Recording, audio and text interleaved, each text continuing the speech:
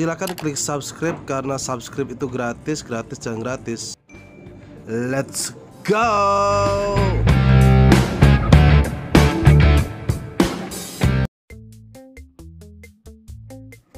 Oke, ketemu kembali dengan saya di channel PD Bintang Karya. Kali ini saya ingin memberikan tutorial cara untuk mengecat list timbul untuk penjepit kaca pada pintu APL, seperti ada tulisan lingkaran merah itu dan seperti ini. Nah, jadi list timbul persegi panjang dan fungsinya sebagai penjepit kaca. Mari kita lihat.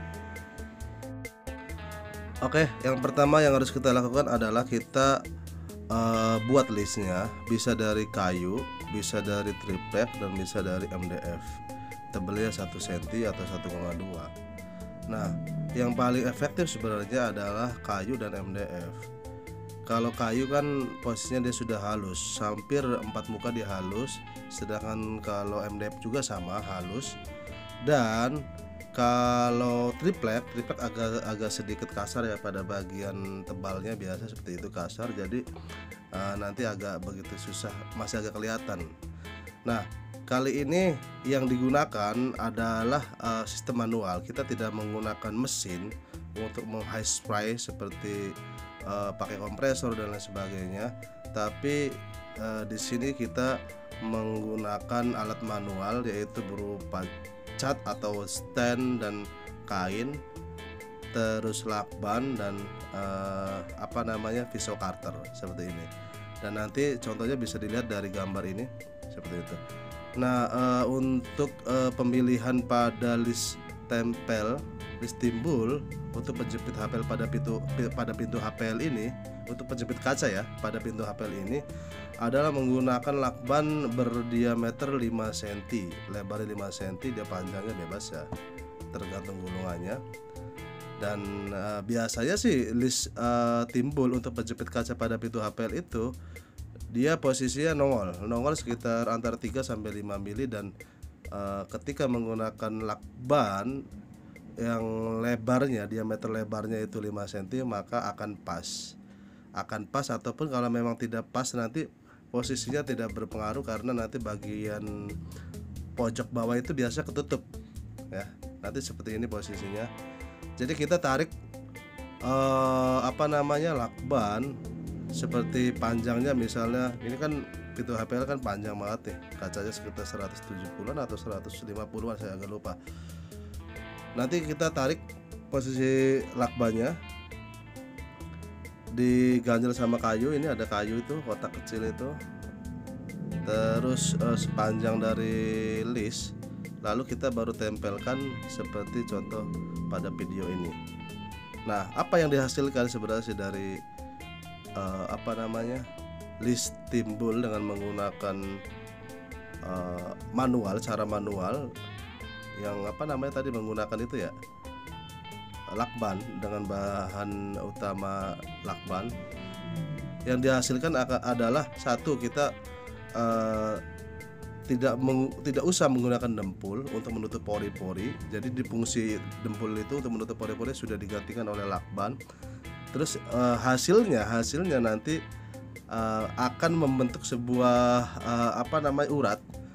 urat kayak kulit jeruk seperti itu. Jadi ada serat-serat jeruknya, nanti bisa dilihat lah di video ini. Jadi proses pemasangannya seperti ini. Tapi sebelumnya kita harus pasang dulu ya, kita dipas-pasin dulu MDF-nya atau segala macamnya. Ketika sudah dipasang, lalu kita tandain, lalu baru kita tempel pakai lakban. Begitu pula kayu juga sama seperti itu, triplek juga sama seperti itu. Kalau sudah terpasang semua, baru kita lepas lagi satu persatu ya, satu pintu per satu pintu, lalu kita buat seperti ini.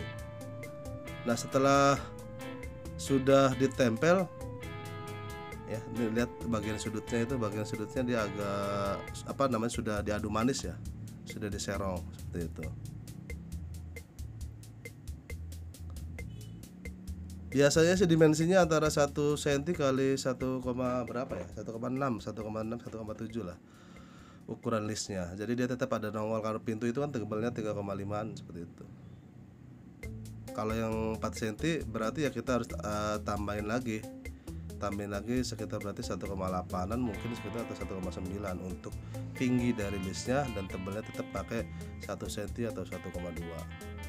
Nah ini dia seperti ini, bisa dilihat sudah diserong ya, sudah diserong.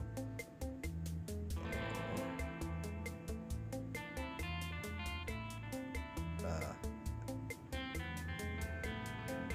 oke.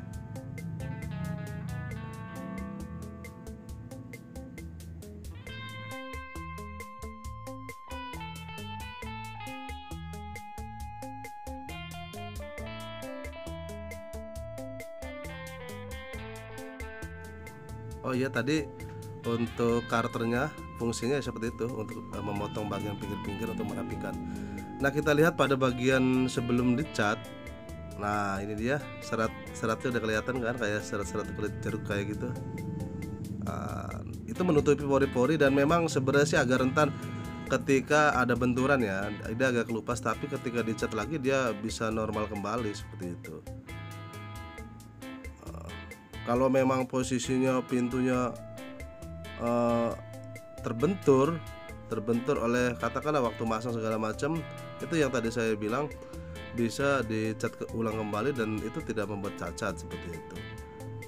Kenapa saya menggunakan lakban untuk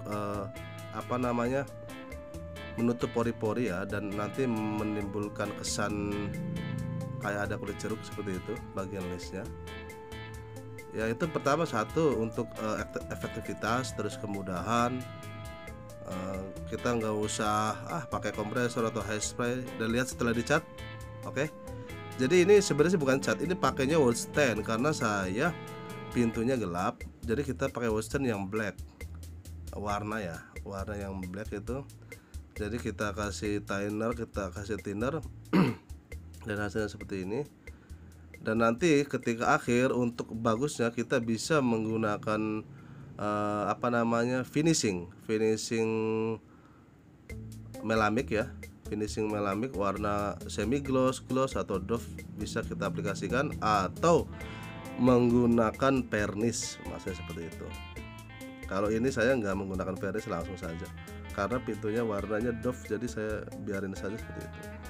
Untuk bagusnya lagi kasih doff ya, Ini wash stand yang sedang digosok itu warnanya wash stand, bukan cat ya. Cuma nanti ini bisa diaplikasikan dengan menggunakan cat. Oke, itu saja tutorial cara pengecatan list timbul pada pintu HPL, dan kita lihat mari hasilnya seperti apa. Yuk.